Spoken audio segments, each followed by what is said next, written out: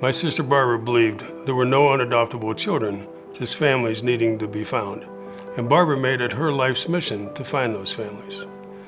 In 1975, Barbara was working in New York City in an adoption agency where she literally witnessed firsthand children that were left behind in the system if they had developmental issues. She wouldn't accept that. She wanted to change the system, and that's exactly what she did.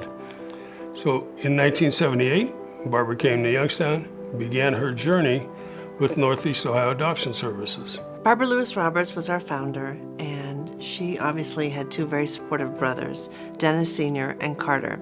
They supported their sister, but more than that, they supported her mission. And with her untimely passing at a young age, they made it their life's mission to continue her work. And so we're very blessed to have the support of all the Lewises and their extended family. Seeing how much has been accomplished by NOAS over the years makes me really proud to be a part of this entire organization. I'm always constantly amazed by the families that we meet and hear their testimonies. It's what makes everybody want to come back. So obviously being a nonprofit and not charging fees to families, we would have to do a lot of fundraising. And fundraising through the years have been interesting adventures at NOAS. So many people, so many volunteers, so many staff, so many board members, so many donors. Every little dollar along the way has really helped us grow and become the strong, viable company that we are today. Some events that are kind of our core to who we are and we've been doing for over 30 years are synonymous with some of our longtime supporters, and one of them is Jerry Weller.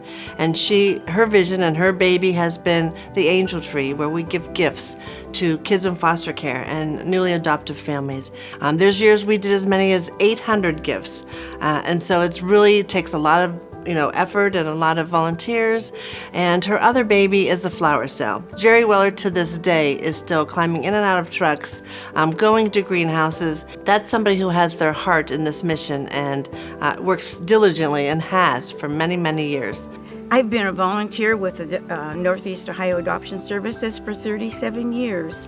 I got started, we were friends with the Lewis family, and Barbara needed some help doing a few things, so I got involved in I find it really would bother you to think there were children out there that they don't have a home. So as a mother, that's a terrible thing to think that, there are children out there that aren't getting Christmas gifts, they aren't getting birthday gifts. I just get great joy out of volunteering. It makes you feel like you have a purpose in life. It's fulfilling to me to be able to do what I do. As a private nonprofit, we rely heavily on community support and fundraising, and our volunteers are have a huge impact on the success of our agencies, as do our staff.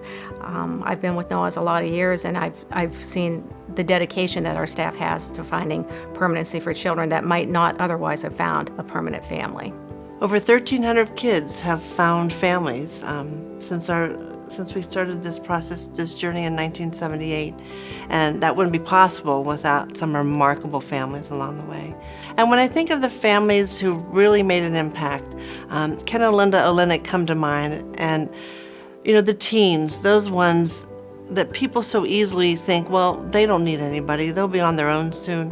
Those are the ones that need it the most. And these are two special people who believe in that and know that they need to be guided better. They have really opened up their home and heart to a special group of kids. I guess I always knew that I would foster and adopt kids. And I first started doing that in 1995 for Stark County. We have had Juanita for about 4 years. She is now 18. We also have Jordan. Jordan is 17. He's been with us for a couple of years. And then the third child that's in our house right now is our biological child, Nicholas. And then we have Emily, and Emily is still not adopted yet. She is adoptive placement, and she is 16. I would say by far the most satisfying part of the job is to witness a child, the growth that takes place when they get placed in a home where they feel like they're safe and they're loved and they're wanted. I entered foster care at age 5.